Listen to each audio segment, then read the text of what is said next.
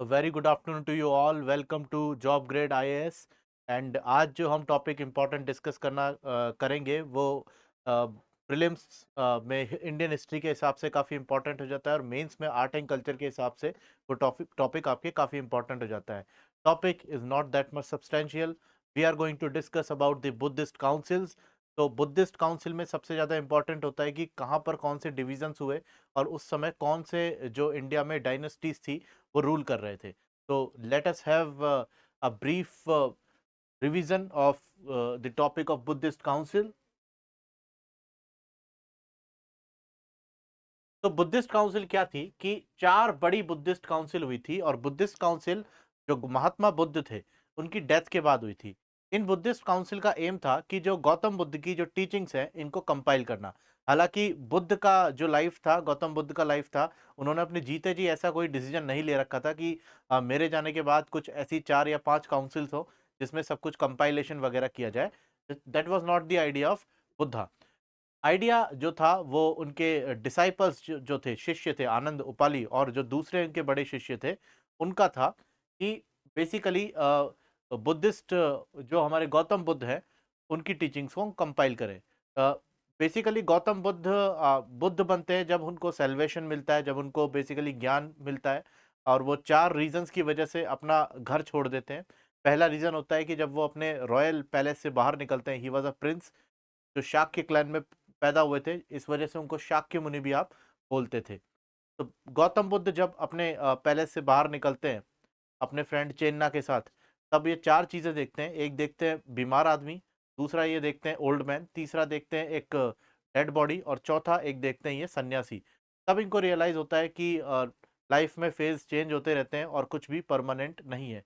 और उसके बाद जब गौतम बुद्ध ज्ञान की तलाश में जाते हैं और जब उनको ज्ञान प्राप्त होता है अल्टीमेटली, तब उनकी फिलॉसफी जो होती है वो बुद्धिज्म की फिलॉसफी के नाम से जानी जाती है, जिसका जो मेन ऑब्जेक्टिव था, जो मेन उसकी टीचिंग थी, वो थी कि अगर ह्यूमन अपनी डिजायर्स को कंट्रोल करे, कंट्रोल करना अलग चीज है, इनका मैसेज था डिजायर्स को अगर जीत ले तो वो सेल्वेशन की तरफ जा सकता है। और इन्होंने ही ये स्लोगन दिया था, desire is the root cause of sorrow. तभी जो दुख है उनका जो कारण है वो है इंसान की इच्छा। ठीक है, तो इच्छाओं पर जीत का बेसिकली गौतम बुद्ध जो थे वो सारे सरमन्स में मेंशन जरूर करते थे। तो गौतम बुद्ध का डिमाइस होता है और उसके बाद 4 बुद्धिस्ट काउंसिल होती है। पहली बुद्धिस्ट काउंसिल होती है 483 बीसीई में, जब गौतम बुद्ध महापरिनिर्वाण को चले जाते हैं। ठीक है, गौतम बुद्ध का को जब ज्ञान प्राप्त हुआ था उसको निर्वाण बोलते हैं और गौतम बुद्ध ने जब अपनी बॉडी को छोड़ा था उस इवेंट को महापरिनिर्वाण के नाम से आप जानते हैं। तो राजगृह आज का बिहार, और वहां पर जो प्रेसिडेंट थे वो बुद्धिस्ट स्कॉलर महाकश्यप थे। इस बुद्धिस्ट काउंसिल को करवाने वाले जो पैटर्न थे वो थे अजात शत्रु। अजात शत्रु हर्यक डायनेस्टी के उस समय किंग होते थे। ठीक है, हर्यक डायनेस्टी आपने पढ़ी होगी, जिसको पैट्रीसाइड डायनेस्टी भी बोलते हैं, पितृहंता वंश भी बोलते हैं। ठीक है, अब यहां पर क्या होता है कि जो बुद्धिज्म की जो टीचिंग थी उसको आप दो अलग अलग बुक्स में कंपाइल कर लेते हो। एक बुक होती है विनय पिटक और एक होती है आपकी सूत पिटक। तो विनय पिटक जो कंपाइलेशन थे वो थे उपाली के, और सूत पिटक जो कंपाइलेशन थे वो थे आनंद के। दोनों ही गौतम बुद्ध के काफी क्लोज डिसाइपल्स थे। तो यहां पर देखो सूत पिटक में क्या लिखा हुआ है कि बेसिकली सूत पिटक में जब आप बुद्धिस्ट लिटरेचर पढ़ते हो तो उसको काफी डिटेल में पढ़ते हो, जो कि आर्ट एंड कल्चर का टॉपिक है। सूत पिटक में आप देखते हो कि जो गौतम बुद्ध थे उनकी टीचिंग का मीनिंग क्या है, और बहुत ही कॉम्प्रिहेंसिव एक्सप्लेनेशन इस बुक में दी गई है। ये केवल एक बुक नहीं है, इसके कुल 5 निकाय हैं।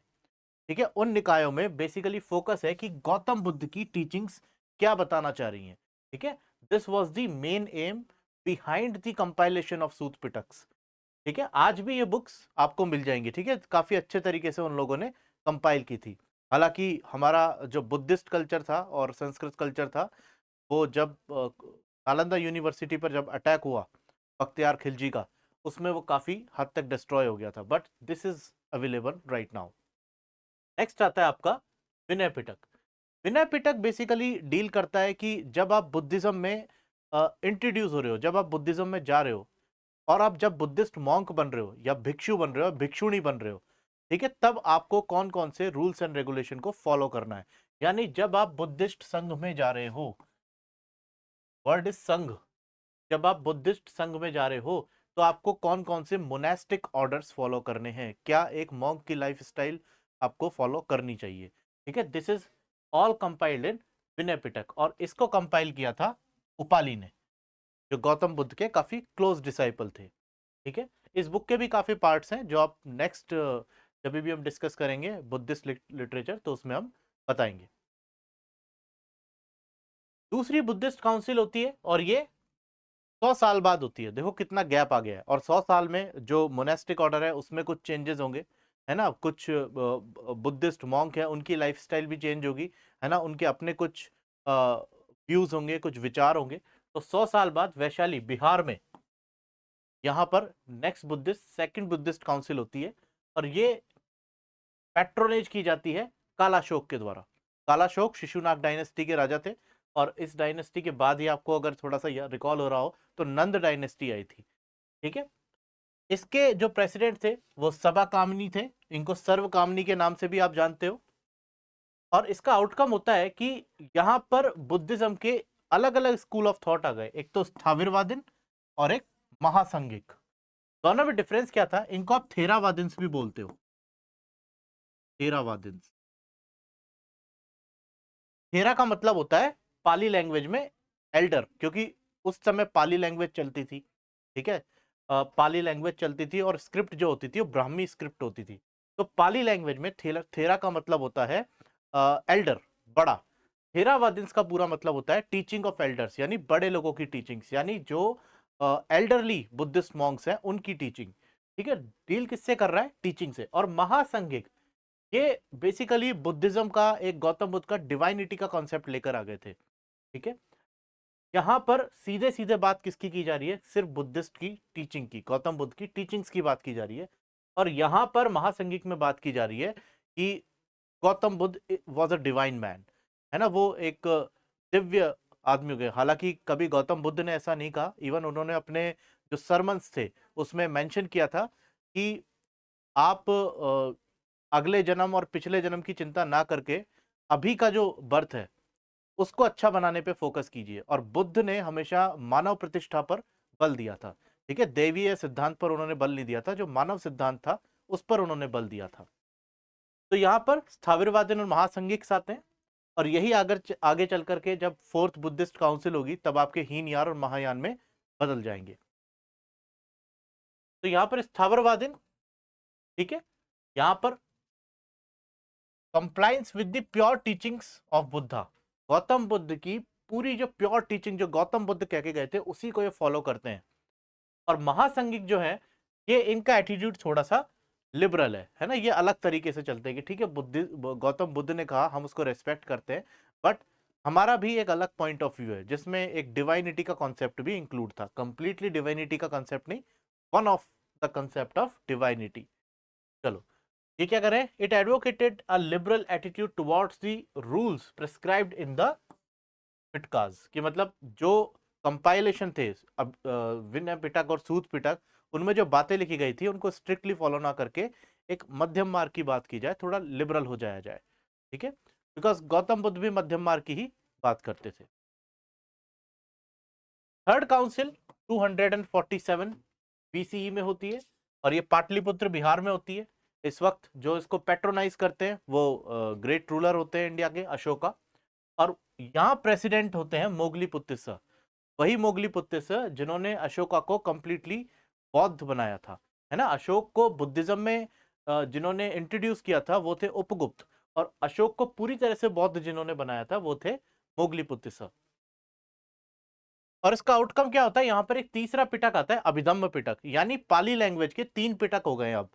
ठीक है, सूत पिटक, विनय पिटक और अभिधम्म पिटक। तो अभिधम्म पिटक क्या होता है जरा फटाफट देखते हैं। अभिधम्म पिटक कोई सिस्टमेटिक फिलॉसफी नहीं है, बेसिकली यहां पर क्या है कि ये डील करता है आपके रिवर्क, मतलब सूत पिटक और विनय पिटक और जो बाकी जो टीचिंग्स थी उन पे दोबारा काम करके उनको वापस से कंपाइल किया गया।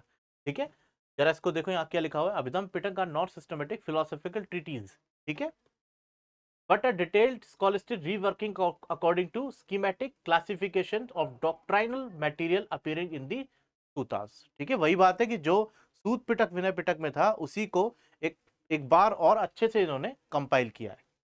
चलो, मतलब एक रैशनल वे में ये सूत पिटक और विनय पिटक को रिप्रेजेंट करता है, अगर सिंगल वर्ड में अगर इसको बोलूं तो मैं। नेक्स्ट आती है आपकी last Buddhist council, fourth Buddhist council. Indian history में हम 4 ही बुद्धिस्ट काउंसिल पढ़ते हैं, टोटल 6 हुई थी, फोर्थ है ये, कश्मीर में हुई थी। और इस समय कनिष्क जो थे कुषाण वंश के राजा, वो रूल करते थे। और इस टाइम जो प्रेसिडेंट थे वसुमित्र थे, जो बहुत बड़े बुद्धिस्ट स्कॉलर थे।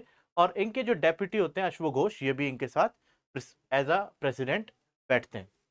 तो यहां पर अब बुद्धिज्म जो है वो 2 मेजर सेक्ट में बढ़ जाएगी, हीनयान और महायान। जरा देखते हैं हीनयान और महायान क्या होता है।